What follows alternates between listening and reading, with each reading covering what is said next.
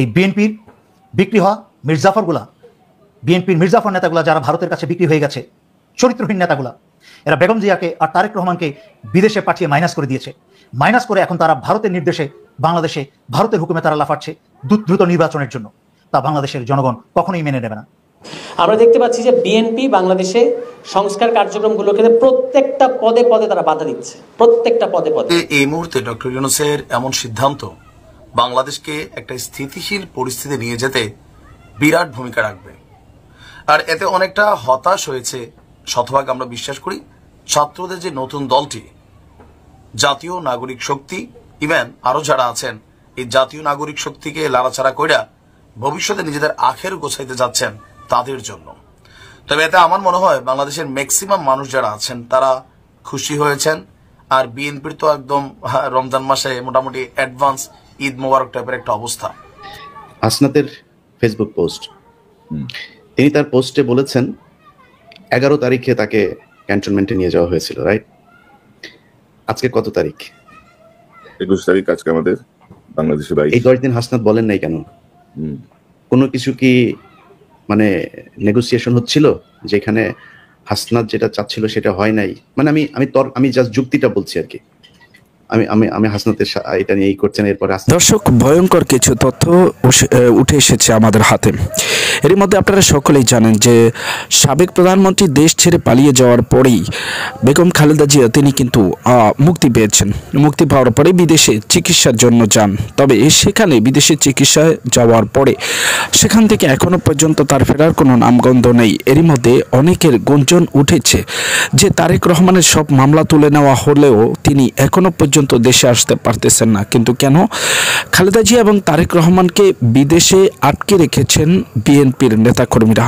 বিএনপির নেতাকর্মীরা তারেক রহমান ও খালেদা জিয়াকে মাইনাস করে একটি নির্বাচন করতে চান এবং তাদেরকে বাদ দিয়েই বিএনপি নতুনভাবে সংস্কার করতে চান। দর্শক, বিস্তারিত আরো দেখুন আজকের এই ভিডিওতে। বিক্রি হওয়া মির্জাফরগুলা, বিএনপির মির্জাফর নেতাগুলা যারা ভারতের কাছে বিক্রি হয়ে গেছে, চরিত্রহীন নেতাগুলা, এরা বেগম জিয়াকে আর তারেক রহমানকে বিদেশে পাঠিয়ে মাইনাস করে দিয়েছে। মাইনাস করে এখন তারা ভারতের নির্দেশে বাংলাদেশে ভারতের হুকুমে তারা লাফাচ্ছে দ্রুত নির্বাচনের জন্য। তা বাংলাদেশের জনগণ কখনোই মেনে নেবে না। গত পরশুদিন ভারতের সেনাপ্রধান উপেন্দ্র বলেছে যে বাংলাদেশের সরকার পরিবর্তন হলে ভারতের সাথে বাংলাদেশের সুসম্পর্ক হবে। তার মানে বোঝা যাচ্ছে তাদের ধারণা নির্বাচন হলে বিএনপি ক্ষমতায় আসবে, যারা আওয়ামী লীগের বি টিম, এবং তাদের মাধ্যমে ভারত আবার বাংলাদেশে আধিপত্য বুঝে নেবে। বর্তমানে প্রফেসর ইউনূস ভারতের গলার কাটা হয়ে দাঁড়িয়েছে।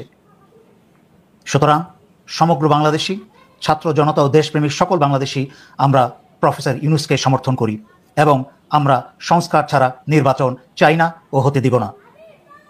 ভারতের এনডিটিভিতে প্রকাশিত ভারতের সেনাপ্রধানের এই বক্তব্য এখানে দেখানো হয়েছে, যেখানে ইংরেজির বাংলা অর্থ দাঁড়ায় যে ভারতের সেনাপ্রধান বিশ্বাস করে ভারতের সেনাবাহিনীর মধ্যে এবং বাংলাদেশ সেনাবাহিনীর মধ্যে সম্পর্ক অত্যন্ত শক্তিশালী, এবং ভারতের সেনাপ্রধানের দাবি অনুযায়ী ভারতের সেনাবাহিনী বাংলাদেশের সেনাবাহিনীর সাথে সার্বক্ষণিক নোটের মাধ্যমে যোগাযোগ রক্ষা করে চলেছে। তাই সেনাপ্রধানের কাছে, বাংলাদেশ সেনাপ্রধান জেনারেল ওয়াকারের কাছে আমার প্রশ্ন, আপনি কি বাংলাদেশ সরকার প্রধান উপদেষ্টা প্রফেসর ইউনূস, যিনি আবার বাংলাদেশের প্রতিরক্ষা মন্ত্রীও, ওনার অনুমতি সহকারে কি আপনি ভারতের সাথে এই যোগাযোগ রক্ষা করে চলেছেন নাকি অনুমতি ছাড়াই?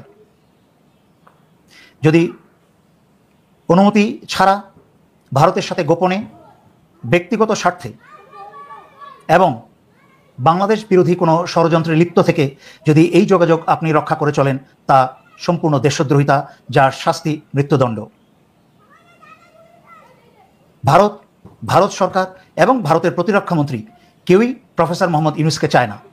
সুতরাং বাংলাদেশের জনগণের সন্দেহ যে এহেন অনুমতি প্রফেসর ইউনূস বা প্রতিরক্ষা মন্ত্রী আপনাকে দিতে পারে না ভারতের সেনাবাহিনীর সাথে সার্বক্ষণিক যোগাযোগ রক্ষা করার জন্য। আশা করি আপনার বক্তব্য প্রধান উপদেষ্টা বরাবর আপনি পরিষ্কার করবেন জনতার সম্মুখে।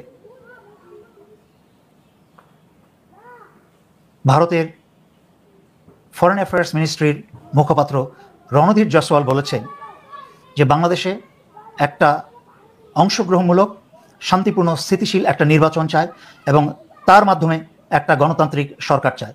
অথচ এই বদমাইশ 7ই জানুয়ারি নির্বাচনের পরে বলেছিল যে বাংলাদেশে কী ধরনের কেমন নির্বাচন হবে তা বাংলাদেশের আভ্যন্তরীণ বিষয় এবং তা নিয়ে সে কোনো বক্তব্য দিতে চায় না।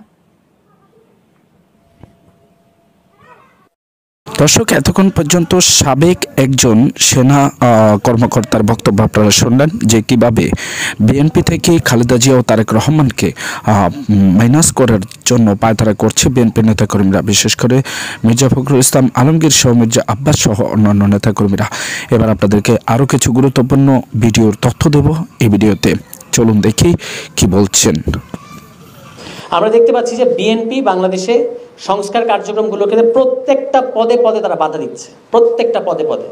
তারা রাষ্ট্রপতিকে অপসারণ করতে দেয় নাই সকল সাংবিধানিক ধারাবাহিকতার নাম দিয়ে। এখন আমাদেরকে যদি আমরা তো কিছুটা পড়াশোনা করেছি, আমাদের সামনে তো ফরহাদ মজার ছিলেন, তার লেখাপত্র তো আমাদের সামনে ছিল, আমরা তো পড়েছি যে এই সাংবিধানিক ধারাবাহিকতা কী বস্তু। তো রাষ্ট্রপতি অপসারণ তারা করতে দিল না। ছাত্ররা বলল যে জুলাই ঘোষণাপত্র দিতে হবে। আপনি এত বড় একটা অভ্যুত্থান করেছেন, এইটার একটা লিখিত ডকুমেন্ট দরকার আমাদের, এইটা তার ছাত্ররা বলেছে। বিএনপি এটার বিরুদ্ধে দাঁড়ালো। বিএনপি বলতেছে সংস্কার করতে হবে না, নির্বাচন দেন, নির্বাচনী সংস্কার, নির্বাচন করলেই নাকি সংস্কার হবে। তো এখন আমি একটু কনফিউজ যে বিএনপির ল্যাঙ্গুয়েজ এবং গতকালকে বিএনপির মহাসচিব বর্ষিয়ান রাজনীতিবিদ, আমরা তাকে শ্রদ্ধা করি, মির্জা ফখরুল ইসলাম আলমগীর, তিনি বললেন যে নিরপেক্ষ সরকারের অধীনে নির্বাচন হতে হবে। এখন একটু চিন্তা করে দেখেন এই কথাগুলো।